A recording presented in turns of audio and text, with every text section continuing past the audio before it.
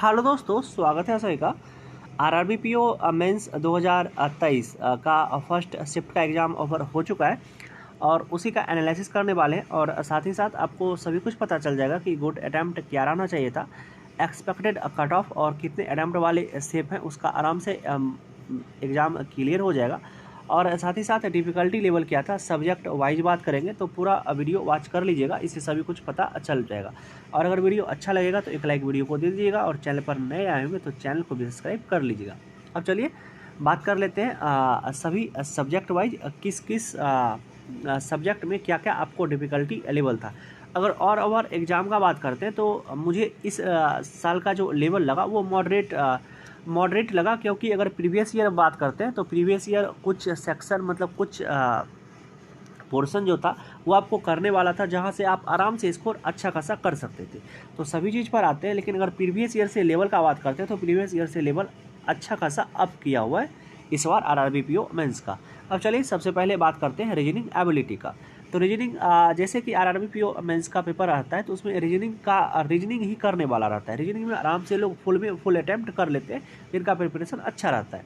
मतलब 30+ तो सभी करके ही आते हैं। लेकिन इस बार कुछ ऐसा नहीं था, रीजनिंग का भी लेवल जो था वो अप किया हुआ था। सभी के साथ आपको वेरिएबल दिया हुआ था और उसको भी करने में टाइम लग रहा था। तो अगर रीजनिंग का गुड अटैम्प्ट का बात करते हैं तो वो 20 से लेकर के 24 तक के बीच में अगर आपका अटैम्प्ट है तो अच्छा खासा अटैम्प्ट है, कोई भी डरने वाला बात नहीं है। और अगर इसका लेवल का बात करते हैं तो इसका लेवल जो था वो मॉडरेट था और इजी तो नहीं था। उसके बाद आते हैं क्वांट पर। क्वांट का जो लेवल था तो क्वांट प्रीवियस ईयर भी जो था तो उसमें उसको करने में टाइम लग रहा था। मतलब आप अच्छे से डीआई के पैटर्न को समझ जाते थे प्रीवियस ईयर का बात करते हैं तो, लेकिन उसको टैकल करने में मतलब उसको क्वेश्चन को करने में टाइम लग रहा था, मतलब कैलकुलेशन ज़्यादा करवा रहा था। लेकिन इस बार भी कुछ ऐसा ही था। तो लेकिन इसका जो लेवल था वो मॉडरेट से डिफ़िकल्ट की तरफ था, और डिफ़िकल्ट ही उसको कहिए, और इजी तो कहीं से भी नहीं था अगर क्वांट का बात करते हैं तो क्वांट में अगर 40 में से अगर आपका 10 से लेकर के 15 तक भी अटैम्प्ट है तो आपका ठीक ठाक अटैम्प्ट है, कोई भी दिक्कत नहीं है। आपका सेक्शनल तो आराम से क्लियर होगा।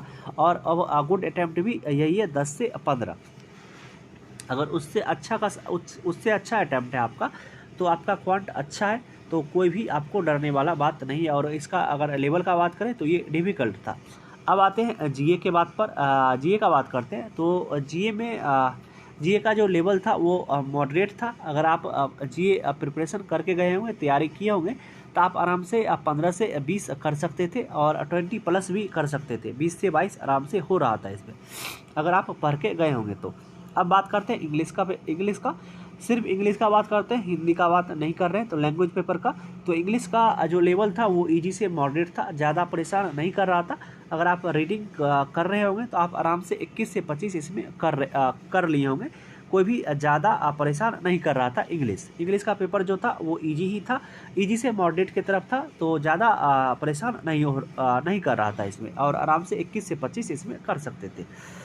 अब बात कर लेते हैं कंप्यूटर का जो था वो भी 40 क्वेश्चन आता है 20 नंबर के लिए।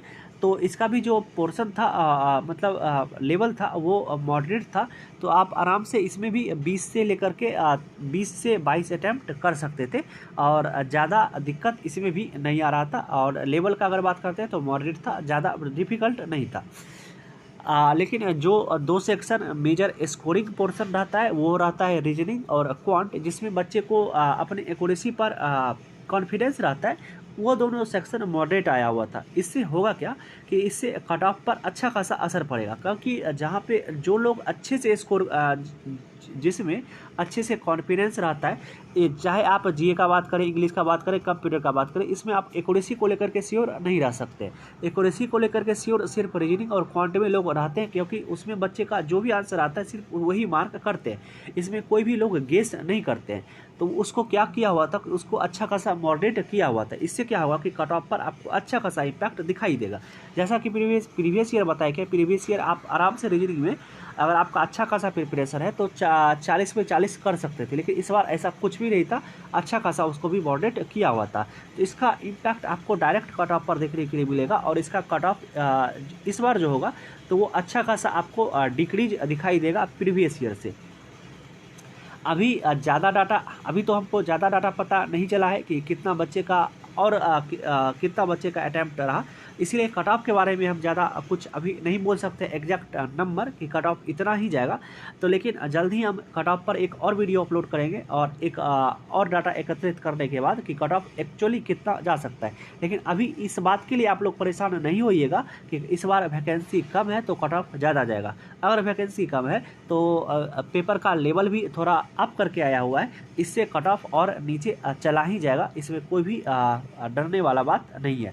तो अगर अटैम्प्ट कम भी है तब पर भी आप लोग का क्लियर हो जाएगा, सिर्फ आप थोड़ा सा एक्यूरेसी आप लोग का बिगड़ना नहीं चाहिए। मतलब एक्यूरेसी अगर 90 से 95% तक भी है तो आराम से 90 अटैम्प्ट तक में भी, मतलब अगर 80 से लेकर के मतलब 90 तक अटैम्प्ट है तो आराम से आप लोग का एग्ज़ाम क्लियर होगा और फिर आप इंटरव्यू के लिए सेलेक्ट हो जाइएगा। तो अभी ज़्यादा बात कट ऑफ पर नहीं करते हैं और कट ऑफ के लिए एक स्पेशली अलग से वीडियो लाएंगे और उसमें आपको सब कुछ अच्छे से पता चल पाएगा। ये वीडियो हम ओवरऑल जो डेडिकेट रहा वो रहा कैसा पेपर का लेवल आया हुआ था और कितना आपको अटैम्प्ट होना चाहिए था। तो चलिए दोस्तों, वीडियो को यहीं तक रहने देते हैं। आशा करते हैं सभी कुछ आपको अच्छे से समझ में आया होगा। तब पर भी कोई भी दिक्कत रहता है तो आप लोग कमेंट कर सकते हैं, कमेंट पे आपको रिप्लाई कर देंगे। चलिए मिलते हैं इसी तरह के किसी एक दूसरे वीडियो में, तब तक आप अपना ध्यान रखिए। Love you, bye bye.